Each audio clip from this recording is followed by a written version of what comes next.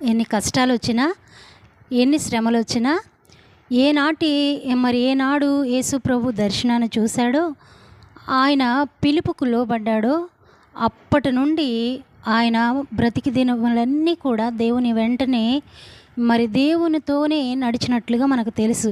ఒకానొక రోజు మరి కొంతమందితో మాట్లాడుతూ అంటాడు, నేను క్రీస్తును పోలి నడుచుచున్నాను, మీరు నన్ను పోలి నడవండి అని కూడా సెలవిస్తూ ఉన్నాడు.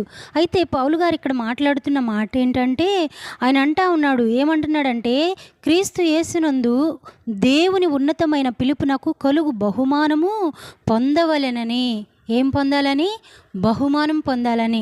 నిజమే, ఈ రోజుల్లో ఏదైనా ఒక గేమ్ లేదా ఒక పోటీ కనుక పెడితే మరి ఆ పోటీలో ప్రతి ఒక్కరూ గెలవాలనే పరిగెత్తుతారు కదండి. ఎవరైనా ఏ పోటీ పెట్టినా,